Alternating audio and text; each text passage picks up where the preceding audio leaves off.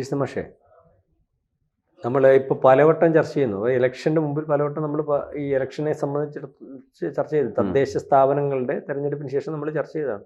2026 തെരഞ്ഞെടുപ്പിനകത്ത് 3 മുന്നണികളും ഒരുപോലെ ഒരുങ്ങുന്നു. ഇവിടുത്തെ ഒരു അവസ്ഥയെന്ന് പറഞ്ഞാൽ കോൺഗ്രസ്സിന് ഈ പിടിച്ചു നിൽക്കണമെങ്കിൽ, അല്ലെങ്കിൽ ഇന്ത്യയിലുടനീളം അല്ലെങ്കിൽ ഇല്ലാതായിക്കൊണ്ടിരിക്കുന്ന കോൺഗ്രസ്സിന് ആകപ്പാടെ പിടിച്ചു നിൽക്കാൻ ഉള്ളൊരു തുരുത്ത്. 10 കൊല്ലം ഒരിക്കലും രാഷ്ട്രീയത്തിൽ കോൺഗ്രസ് കേരളത്തിൽ നിന്ന് മാറി നിന്നിട്ടില്ല. 5 കൊല്ലം കഴിയുമ്പം UDF, 5 കൊല്ലം കഴിയുമ്പോൾ LDF എന്നുള്ള രീതിയിലാണ് വന്നുകൊണ്ടിരുന്നത്. അപ്പോൾ ഇതിനകത്ത് 10 കൊല്ലമായി. ഇപ്പോൾ ഇനി ഘടകകക്ഷികൾ, അതിനകത്ത് പ്രധാനപ്പെട്ട ഘടകകക്ഷി മുസ്ലിം ലീഗ് പോലും നിൽക്കണമെങ്കിൽ അടുത്ത പ്രാവശ്യം കോൺഗ്രസിന് അധികാരത്തിൽ വേണം. അപ്പോൾ കോൺഗ്രസ് അധികാരത്തിന് വേണ്ടി പല കാര്യങ്ങൾ ശ്രമിച്ചുകൊണ്ടിരിക്കും. നേരത്തെ സ്ഥാനാർത്ഥികളെ തീരുമാനിക്കുമെന്ന് പറയുന്നു, ഇതുവരെ തീരുമാനിച്ച് കണ്ടില്ല. അങ്ങനെ തീരുമാനിച്ച് ജനങ്ങളിലേക്ക് ഇറക്കി വിട്ട് അപ്പം ഈ ഇരിക്കുന്ന സീറ്റുകൾ പിടിച്ചെടുക്കണമല്ലോ. കാരണം ജനങ്ങളിലേക്ക് ഇറക്കി വിടണമെങ്കിൽ ഏതാണ്ട് 98 സീറ്റ്, 99 സീറ്റോളം CPMൻ്റെ കയ്യിലായിരിക്കും, ഇടതുപക്ഷത്തിൻ്റെ കയ്യിലായിരിക്കും.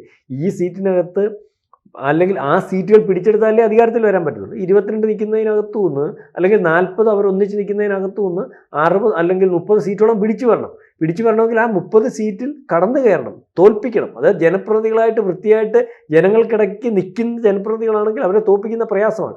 അപ്പോൾ അവരെ തോൽപ്പിക്കണമെങ്കിൽ, അവരെ മറികടക്കാൻ കഴിയുന്ന രീതിയിലേക്കുള്ള ആൾക്കാരുണ്ടെന്ന് അവതരിപ്പിക്കണമെങ്കിൽ നേരത്തെ സ്ഥാനാർത്ഥികളെ അവതരിപ്പിച്ച് ജനങ്ങൾക്ക് ബോധ്യപ്പെടുത്തണമാണ്. അതിനുവേണ്ടിയാണ് നേരത്തെ സ്ഥാനാർത്ഥികളെ തീരുമാനിക്കണമെന്ന് വിചാരിച്ചത്. പക്ഷേ ഇതുവരെ സ്ഥാനാർത്ഥികളെ നമ്മൾ കണ്ടില്ല. BJPയുടെ അവസ്ഥ ഇത് തന്നെ. BJP പിടിക്കാൻ പറ്റും. കേരളമാണ് അടുത്തത് പിടിക്കേണ്ടത്.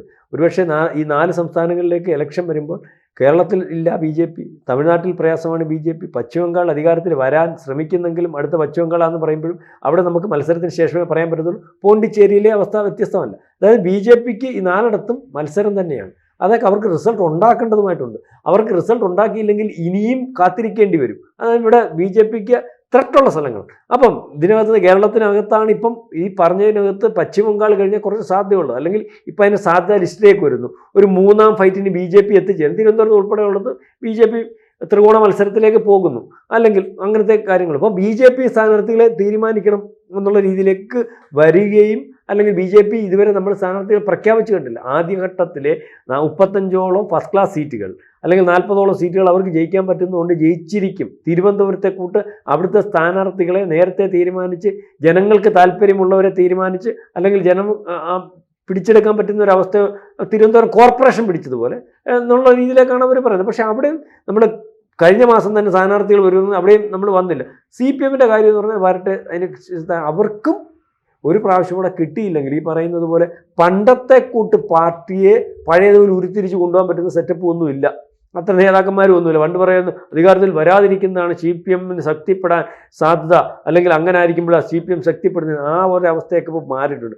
അധികാരത്തിൽ ആകെ ഇനിയും ഉള്ള തുരുത്ത് കേരളമാണ്. അപ്പോൾ കേരളത്തിൽ അവർക്കും പിടിച്ചു നിൽക്കേണ്ടതായിട്ടുണ്ട്. അപ്പോൾ ഇതിൻ്റെ ഇടയ്ക്കാണ് ഒരു സംസാരം. പണ്ട് സംസാരിച്ചതുപോലെ, കഴിഞ്ഞ നിയമസഭാ തെരഞ്ഞെടുപ്പിൽ സുരേന്ദ്രൻ സംസാരിച്ചതുപോലെ വീണ്ടും സുരേന്ദ്രൻ സംസാരിക്കുന്നു. അല്ലെ, അതേ അർത്ഥത്തിൽ അത് ശരിവെക്കുന്ന രീതിയിൽ രാജീവ് ചന്ദ്രശേഖരൻ സംസാരിക്കുന്നു. ഞങ്ങൾക്ക് അതായത് 40 മതി, 40 മതി, 40ലേക്ക് അവർ കേന്ദ്രീകരിക്കുന്നത്. ശ്രദ്ധിച്ചായിരുന്നോ?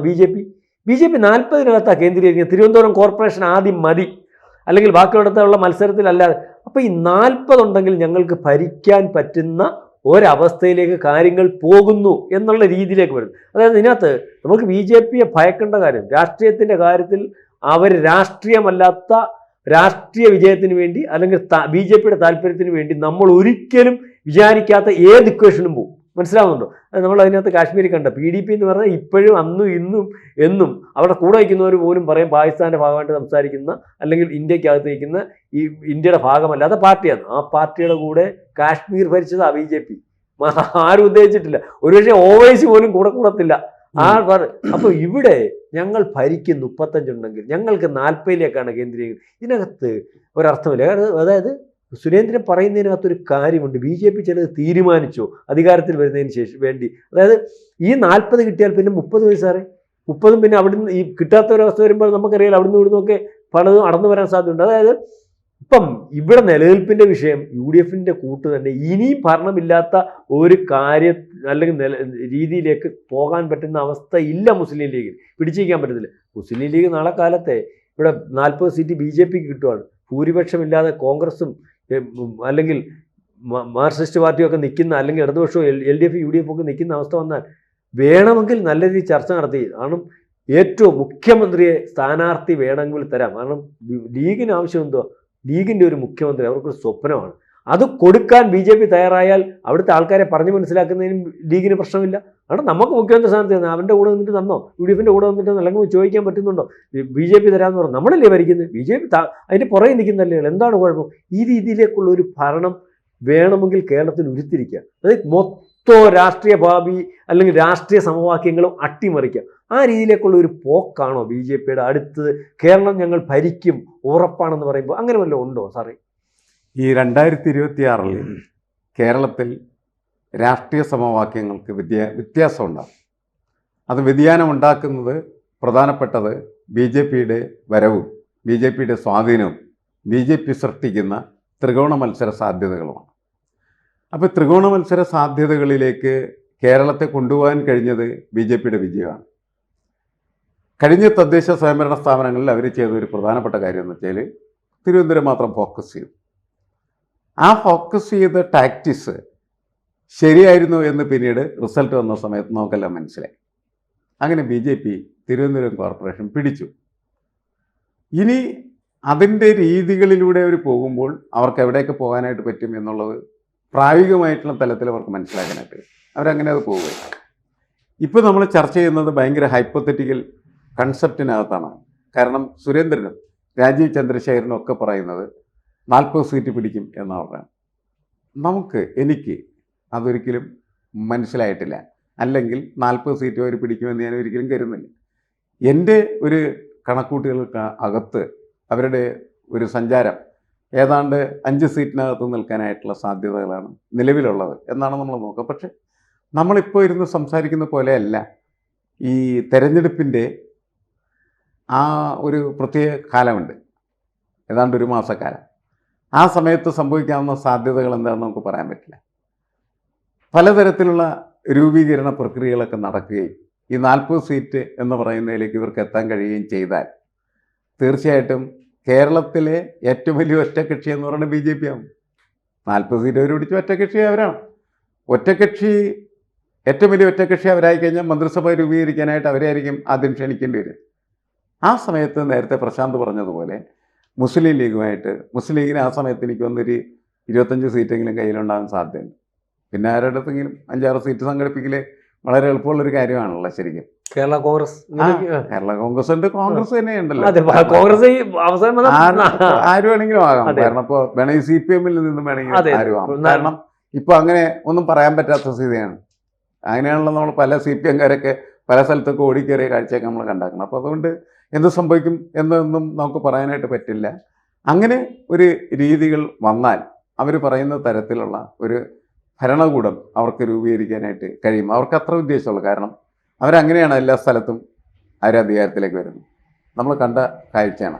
ഗോവയിലാണെന്ന് വെച്ചാൽ ജയിച്ച കോൺഗ്രസ്സുകാരെ പിടിച്ച് അവരുടെ കൂടെ നിർത്തിയിട്ട് അവർ ഭരണം പിടിച്ചു, അല്ലേ?